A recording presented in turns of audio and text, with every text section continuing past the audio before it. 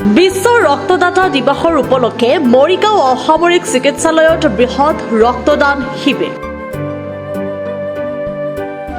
তেজ খোৱা মানুহতকৈ তেজ দিয়া মানুহৰ মূল্য যথেষ্ট বেছি। আজি বিশ্ব ৰক্তদাতা দিৱস উপলক্ষে আজি মৰিগাঁওৰ শ্বহীদ তিলক হেমৰাম গুণাভিৰাম অসামৰিক চিকিৎসালয়ত ৰক্তদান শিবিৰৰ আয়োজন। চিকিৎসালয়খনৰ সভাকক্ষত অনুষ্ঠিত হোৱা ৰক্তদান শিবিৰত স্বেচ্ছাসেৱী সংগঠনবোৰক সম্বৰ্ধনা পত্ৰ আৰু এখন ফুলাম গামোচাৰে সম্বৰ্ধনা জনোৱা সমান্তৰালভাৱে প্ৰতিজন ৰক্তদাতাকে ফুলাম গামোচাৰে সম্বৰ্ধনা জনোৱা পৰিলক্ষিত হয়। আনহাতে ৰক্তকেন্দ্ৰত শতাধিক ৰক্তদাতাই স্বেচ্ছামূলকভাৱে ৰক্তদান কৰে।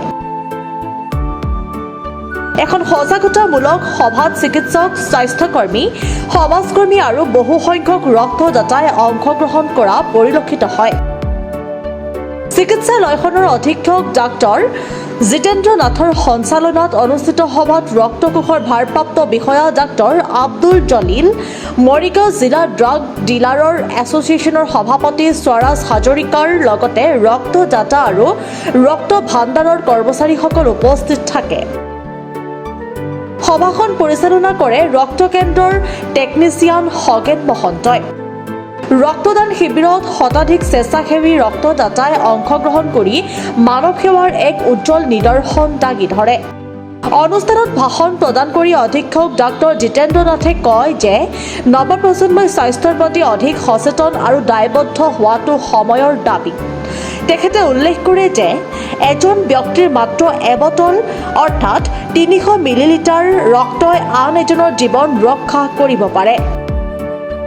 তেখেতে লগতে কয় যে সমাজত নতুন ৰক্তদাতা সৃষ্টি কৰাৰ বাবে তথ্য, শিক্ষা আৰু যোগাযোগ ভিত্তিক সজাগতা কাৰ্যসূচী অধিক শক্তিশালী কৰিব লাগিব।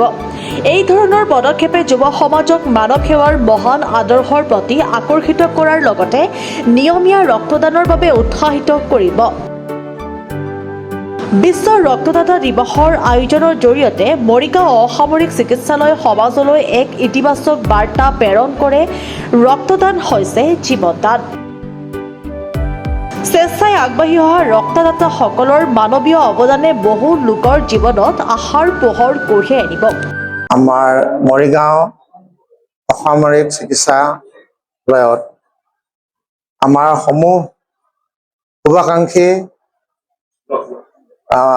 NGOs আৰু যিসকল উদ্যোক্তাই আমাৰ আজি এই ব্লাড ডনেশ্যন কেম্পৰ কাৰণে সহায় কৰিলে আৰু এই ব্লাড ডনাৰ্ছ ডেত আমাৰ যি সহায় সহযোগিতা আমি পালোঁ তাৰ কাৰণে আমি নথৈ আনন্দিত। আগলৈ যাতে আমি আৰু ইয়াৰ ক্ষেত্ৰত আগবাঢ়ি যাব পাৰোঁ, মৰিগাঁওবাসী ৰাইজলৈ মোৰ আন্তৰিক শুভেচ্ছা আৰু ধন্যবাদ থাকিল। নৱপ্ৰজন্মলৈকে যাতে চবে আজিকালি হেণ্ড কনচিয়াছ হ'ব লাগে।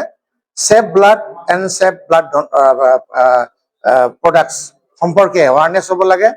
আমি এজন মানুহে এবটল ব্লাড দিয়াৰ বিনিময়ত বহুত জীৱন বাচি যাব আৰু সেই বিষয়ে আমি অৱগত হ'ব লাগিব।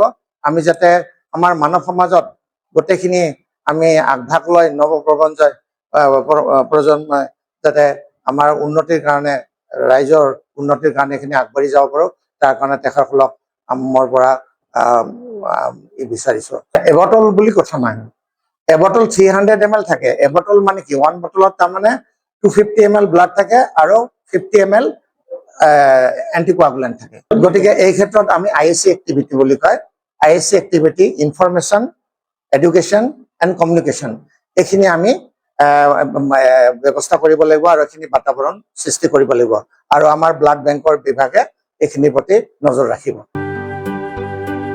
মৰিগাঁৱৰ পৰা বুবুনাথৰ ৰিপৰ্ট, প্ৰাতঃ টাইম ডিজিটেল। শদিয়াৰ পৰা ধুবুৰীলৈ, বৰাকৰ পৰা ব্ৰহ্মপুত্ৰলৈ সকলোৰে মাজত চিনাকি এটা নাম প্ৰাতঃ টাইম। থলুৱা ভাষা, কৃষ্টি আৰু সত্য বাতৰিৰ আধাৰত প্ৰতিষ্ঠিত খবৰ প্ৰাতঃ টাইমৰ প্ৰতিটো বা বাতৰি পুংখানুপুংখভাৱে চাবলৈ Facebook, YouTube, website, Twitter, Instagram আৰু ব্লগাৰ পেজত লাইক আৰু ফ'ল' কৰক।